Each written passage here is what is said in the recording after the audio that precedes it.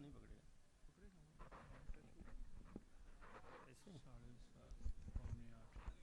Hello hello, वही नहीं लग जाएगा। हेलो,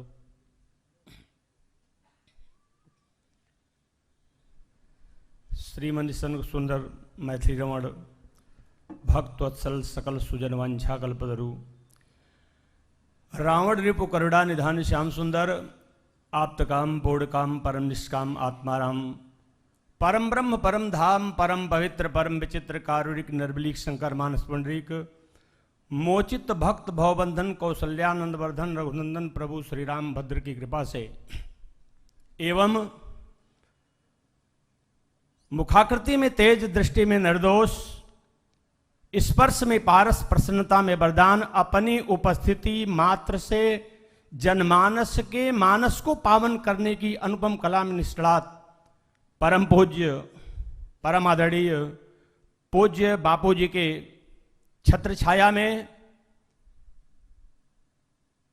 कविकुल चूड़ामणि कलिकलुष विध्वंसक कलि पावनावतार कविता कानन केसरी कविकुल गौरव प्रातः स्मरणीय गोस्वामी श्री तुलसीदास जी महाराज की पावन जयंती का जो महोत्सव चल रहा है, उस महोत्सव में भिन्न भिन्न रहन सहन में पले, रीति रिवाजों में ढले, सामाजिक कुरीतियों से संत्रस्त, प्रकृति की उपलब्धियों से आश्वस्त, कराल काल के निर्मम कठोरा घातों से ध्वस्त, श्रम संतोष शांति की आधारशिला पर आधारित अपने सादे जीवन में अपनी मस्ती की बेहस्ती हस्ती लिए हुए हिंदुस्तान के कोने कोने से पधारे हुए मानस मनीषी संत विद्वान की पावन सन्निधि में श्री रामचरित मानस महाकाव्य के माध्यम से 2-3 बात मैं आपके बीच में रखने का प्रयास करूंगा।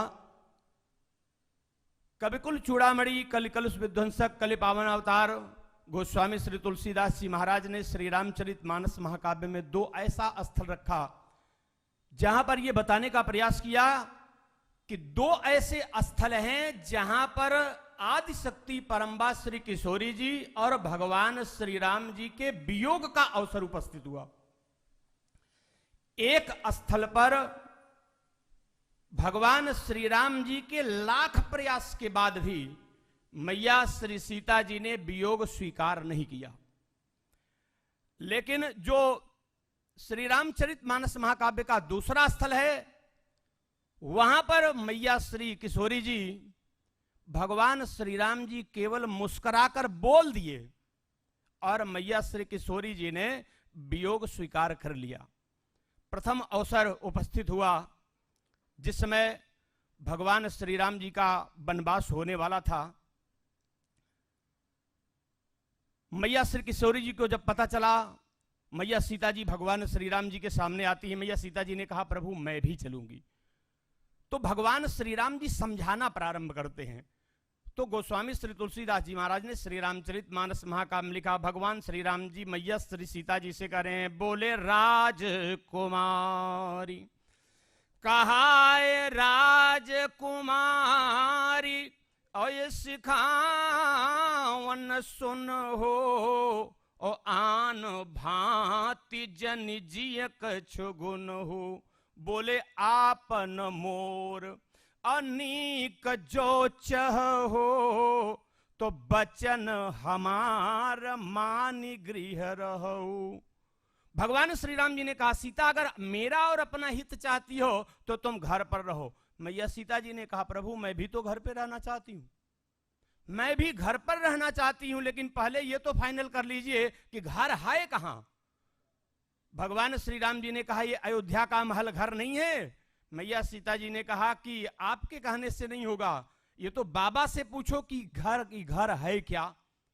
और जब गोस्वामी जी बाबा से पूछा गया तो गोस्वामी जी ने बताया, बोले घर मसान परिजन जन भोता और सुत हित मीत मन हो जमदोता। मैया सीता ने कहा, प्रभु आप मुझे घर में नहीं, मुझे तो आप मसान में रखना चाहते हैं।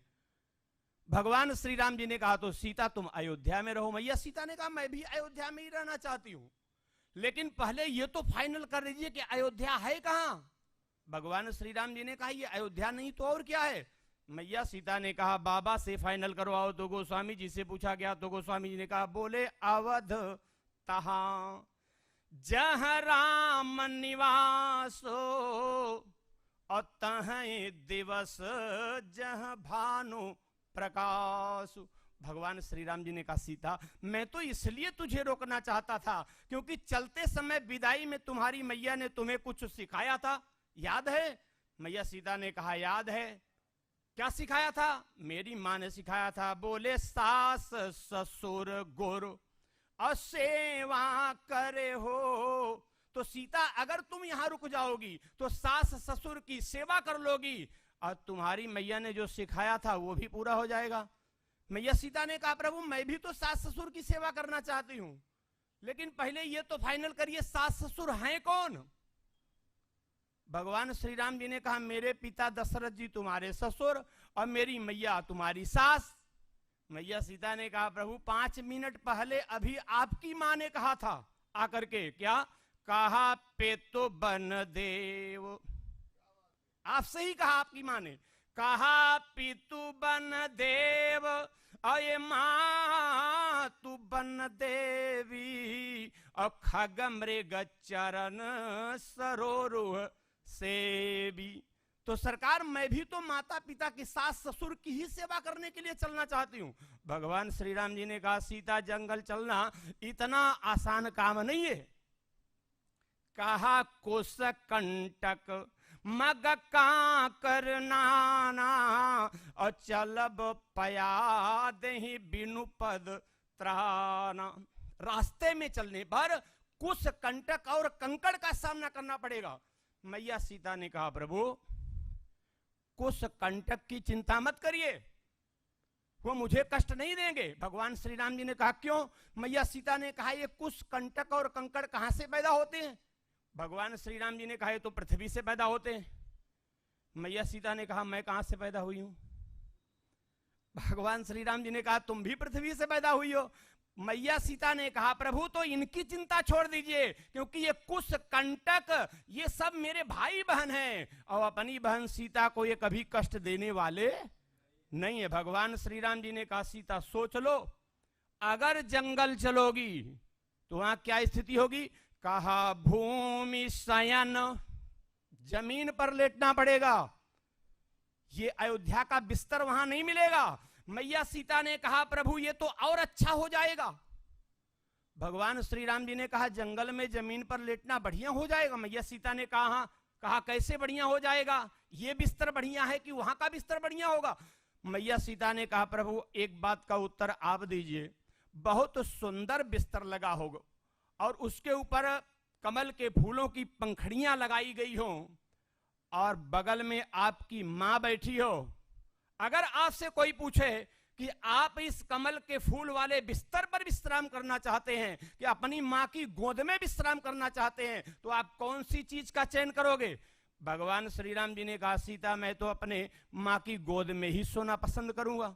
मैया सीता ने कहा प्रभु तब तो आप मुझे जरूर ले चलिए क्योंकि जब से मेरा जन्म हुआ है, जन्म होने के बाद मैं महाराज के महल में चली आई और तब से आज तक मुझे मां की गोदी में सोने का अवसर प्राप्त नहीं हुआ है। अगर मुझे जंगल में जमीन पर सोना पड़ेगा तो मुझे खुशी है, कम से कम 14 साल तक मुझे मेरी माता की गोद मिल जाएगी। बोलिए शंकर भगवान की। ध्यान दीजिएगा भगवान श्री राम जी ने फिर डराया। भगवान श्री राम जी ने कहा एक बात समझ लो सीता, कहा ब्याल कपाल अबिहग भन घोरा निश्चर निकर नारी नर चोरा। अरे मैं जंगल में चल रहा हूं, वहां बहुत बड़े बड़े चोर रहते हैं जो चोरी करके उठा ले जाते हैं मनुष्यों को। मैया सीता ने कहा मुझे उन चोरों की चिंता नहीं है। भगवान श्री राम जी ने कहा तुम चोरों से नहीं डरती हो? मैया सीता ने कहा प्रभु मैं चोर से क्यों डरूं? क्योंकि ये जंगल वाले जो चोर हैं वो साधारण घरों में चोरी करने वाले हैं और मैं जिनके साथ में जा रही हूं वो विश्व के सबसे बड़े चोर हैं। बोलिए शंकर भगवान की। कहा कौन? मैया सीता ने कहा आप ये मत सोचो कि आपकी चोरी पकड़ी नहीं गई। जब आप मिथिला में गए थे तो बाबा ने लिखा, बोले राजत राज समाज महु और कौशल राज किशोर और सुंदर श्यामल गौर तन और विश्व विलोचन। सरकार जो विश्व का सबसे बड़ा चोर है, जब मैं उसी के साथ जा रही हूं तो जंगल के छोटे मोटे चोरों की मुझे कोई चिंता, उन चोरों की चिंता आप मत करिए। भगवान श्री राम जी ने कहा सीता एक बात समझ लो, मैं अभी अभी मेरी मैया ने कहा है कि तुम बंदर का फोटो देखकर डर जाती हो। सिय बन वसी तात के ही भांति चित्र लिखित कपि देख डराती। आप बंदर का फोटो देखकर डर जाती हो और वहां तो बहुत बड़े बड़े बंदर मिलेंगे। मैया सीता ने कहा प्रभु मुझे उन बंदरों की भी कोई चिंता नहीं है। भगवान श्री राम जी ने कहा तो तुम बंदर से नहीं डरती हो? मैया सीता ने कहा सरकार बंदर से तो जंगल के छोटे मोटे जीव डर सकते हैं, लेकिन सिंहनी बंदर से कभी नहीं डर सकती। भगवान श्री राम जी ने कहा तो सिंहनी कौन है?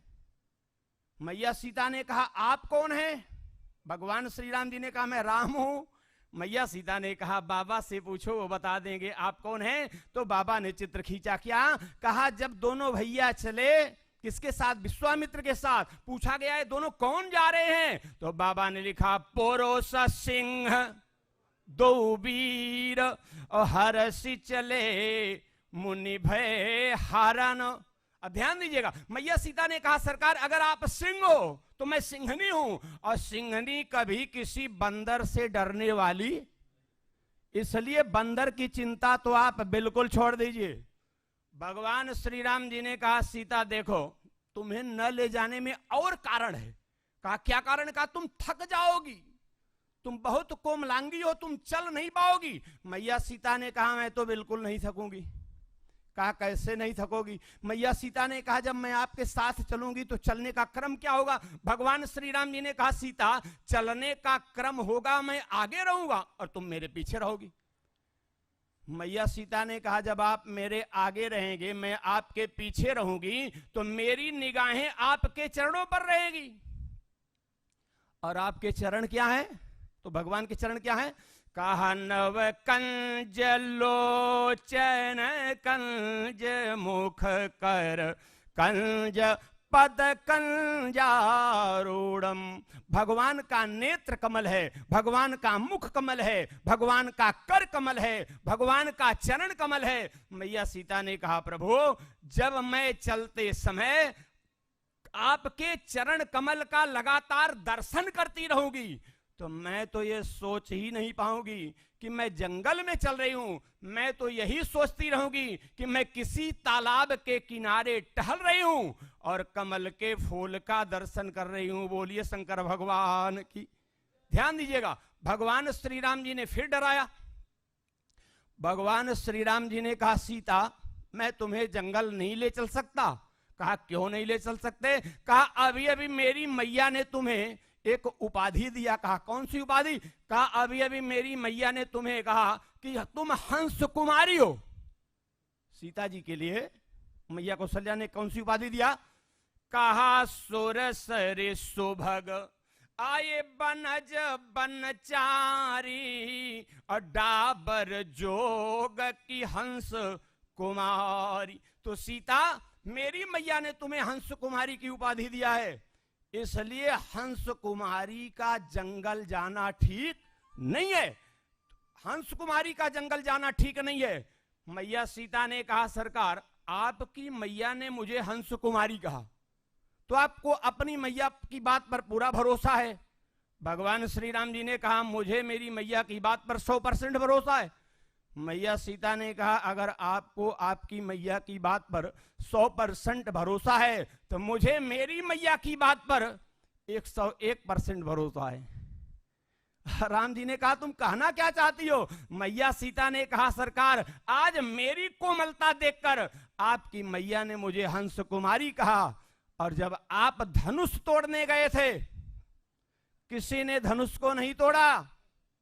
आपको खड़ा किया गया धनुष को तोड़ने के लिए, तो आपकी कोमलता को देखकर मेरी मैया ने कहा था, सो धनुराज आए कुंवर कह दे और बाल मराल की मंदर ले। बाल मराल, बाल मराल माने हंस कुमार, हंस का छोटा बच्चा। तो सरकार, अगर आपको अपनी मैया की बात पर भरोसा है तो मुझे मेरी मैया की बात पर भरोसा है। अगर आप जंगल जा सकते हैं, माने हंस कुमार जंगल जा सकता है, तो हंस कुमारी भी जंगल। भगवान श्री राम जी ने कहा, सीता सोच लो। भगवान श्री राम जी मैया सीता को यहां बहुत प्रकार से रोकने का प्रयास करते हैं, लेकिन मैया सीता ने अंत में निर्णय ले लिया। मैया सीता ने कहा, प्रभा जाय कह भानु बिहाई और कह चंद्रिका चंद्रत जे जाई। सरकार, जैसे सूर्य को देखकर सूर्य की रोशनी अलग नहीं रह सकती, जैसे चंद्रमा को देखकर उसकी चांदनी अलग नहीं रह सकती, वैसे मैं आपको छोड़कर अलग नहीं रह सकती। अगर नहीं ले जाएंगे तो परिणाम क्या होगा? कहा कि तनु प्राण कि केवल प्राणा।